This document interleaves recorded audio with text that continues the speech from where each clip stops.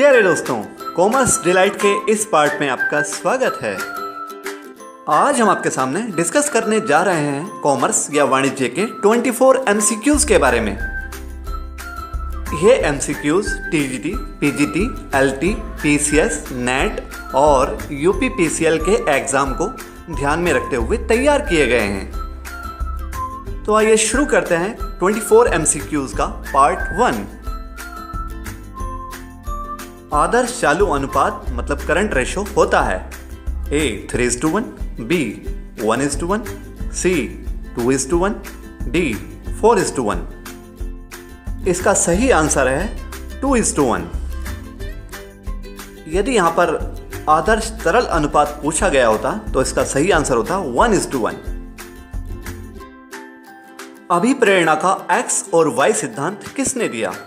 A McGregor, B Fayol, C Mayo, D Herzberg. इसका सही answer है मैकग्रेगर। यहां पर हेनरी फेयोल आधुनिक प्रबंध के जन्मदाता, एल्टन मेयो मानवीय संबंधी विचारधारा के जन्मदाता और हर्जबर्ग द्विघटक संबंधी विचारधारा के जन्मदाता थे। चिट्ठा तैयार किया जाता है A लाभ हानि जानने के लिए, B ख्याति ज्ञात करने के लिए, C व्यापार की शोहरत के लिए, D व्यापार की वित्तीय स्थिति ज्ञात करने के लिए। इसका सही आंसर है व्यापार की वित्तीय स्थिति ज्ञात करने के लिए। लेखा सूचनाओं के आधार पर प्रबंधक कर सकता है A अनावश्यक व्ययों पर नियंत्रण, B अक्षमता और त्रुटियों को दूर, C लक्ष्य प्राप्ति के लिए प्रयत्न, D उपरोक्त सभी। इसका सही आंसर है उपरोक्त सभी।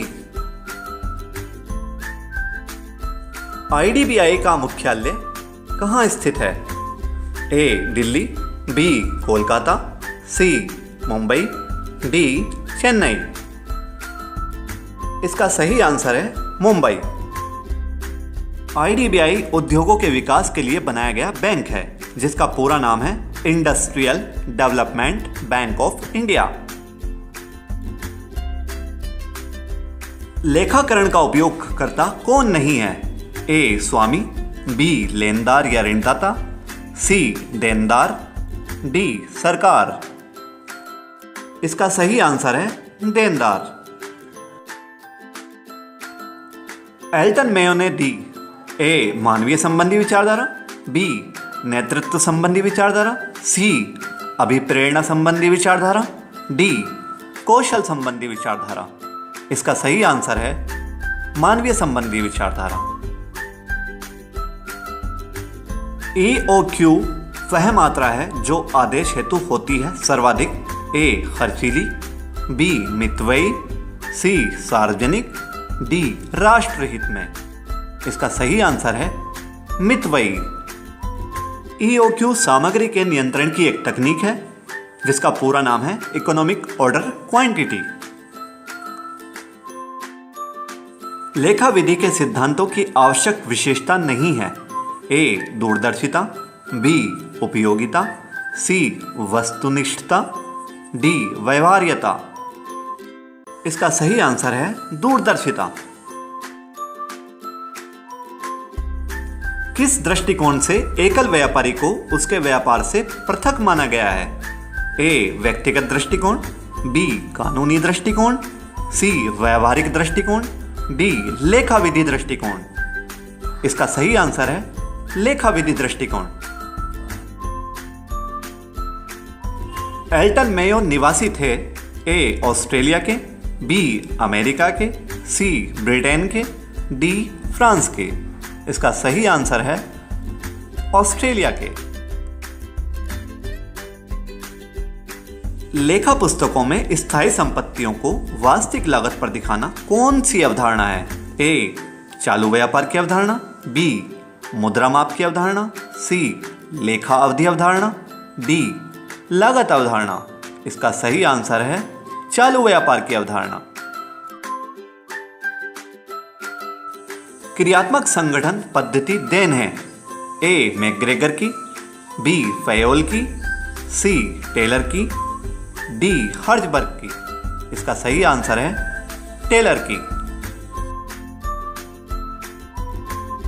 साझेदारी के लिए साझेदारी का समझौता है ए अनिवार्य, बी ऐच्छिक, सी अनिवार्य और ऐच्छिक दोनों, डी सरकारी। इसका सही आंसर है ऐच्छिक। साझेदारी का समझौता लिखित या मौखिक दोनों रूप में हो सकता है, लेकिन फिर भी लिखित रूप में यह समझौता अधिक बेहतर माना जाता है। छोटी पूंजीगत मदों जैसे कार्यालय मेज, साज सज्जा आदि को लाभ हानि खाते में दिखाना कौन सी परिपाटी या अवधारणा है? ए सारता परिपाटी, बी प्रकटीकरण परिपाटी, सी सामंजस्य परिपाटी, डी सतर्कता परिपाटी। इसका सही आंसर है सतर्कता परिपाटी। आरबीआई है ए बैंकों का बैंक, बी व्यापारिक बैंक, सी निर्यात के लिए बैंक, डी भारत का एक सामान्य बैंक। इसका सही आंसर है बैंकों का बैंक। आरबीआई का पूरा नाम रिजर्व बैंक ऑफ इंडिया है। आरबीआई बैंकों के लिए नियामक का कार्य करता है। निम्न में से किसके अनुसार केवल उन सौदों का लेखा होना चाहिए जिनका वित्तीय स्थिति पर महत्वपूर्ण प्रभाव पड़ता है? ए सारता परिपाटी, बी प्रकटीकरण परिपाटी, सी सामंजस्य परिपाटी, डी सतर्कता परिपाटी। इसका सही आंसर है सारता परिपाटी। जनरल एंड इंडस्ट्रियल मैनेजमेंट पुस्तक के लेखक हैं ए मैकग्रेगर, बी हेनरी फेयोल, सी एल्टन मेयो, डी हर्जबर्ग। इसका सही आंसर है हेनरी फेयोल। निम्न में से कौन सा आगम का उदाहरण है? ए बिक्री से प्राप्त राशि, बी ब्याज से प्राप्त राशि, सी बिक्री में से लागत घटाकर शेष बची हुई राशि, डी उपरोक्त में से कोई नहीं। इसका सही आंसर है बिक्री से प्राप्त राशि। नकद संपत्ति खरीदने से ए कुल संपत्ति बढ़ेगी, बी कुल संपत्ति घटेगी, सी कुल संपत्ति पूर्ववत रहेगी, डी दायित्व में वृद्धि होगी।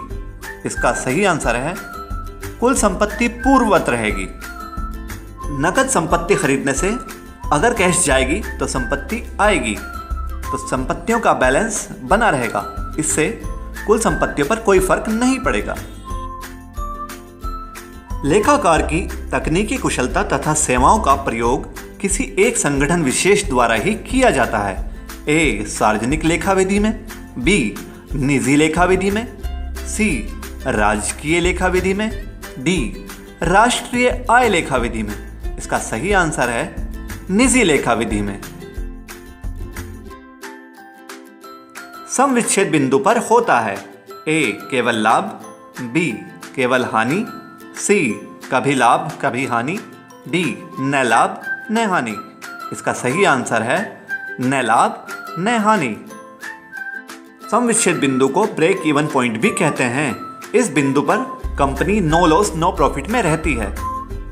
ब्रेक इवन पॉइंट पर कंपनी की total fix cost total contribution के बराबर होती है। भूमि खरीदने के लिए कमीशन को भूमि खाते में डेबिट करना कौन सी अशुद्धि है? ए भूल की अशुद्धि, बी क्षतिपूरक अशुद्धि, सी सैद्धांतिक अशुद्धि, डी उपरोक्त में से कोई नहीं। इसका सही आंसर है उपरोक्त में से कोई नहीं। भूमि खरीदने के लिए दिया गया कमीशन भूमि खाते में ही डेबिट किया जाएगा, इसलिए यह कोई भी अशुद्धि नहीं है। तलपट से प्रकट होने वाली अशुद्धि नहीं है। ए सहायक बहियों के जोड़ लगाने में अशुद्धि होना, बी किसी खाते का शेष गलत निकालना, सी प्रारंभिक प्रविष्टि की बहियों में गलत प्रविष्टियां, डी सहायक बहियों से खाता बहियों में खतोनी की अशुद्धि। इसका सही आंसर है प्रारंभिक प्रविष्टि की बहियों में गलत प्रविष्टियां। इन प्रश्नों को तैयार करने में काफी सावधानी बरती गई है। फिर भी अगर कोई गलती रह जाती है तो हमें कमेंट करके बताइएगा जरूर। उस प्रश्न को अगली वीडियो में अपडेट कर दिया जाएगा। अगर आपको हमारा प्रयास पसंद आया है तो हमें कमेंट, लाइक एंड सब्सक्राइब कीजिए। अगर आप चाहते हैं हमारी आने वाली नई वीडियो सबसे पहले देखना तो बेल आइकन को प्रेस करना भूलिएगा नहीं। धन्यवाद।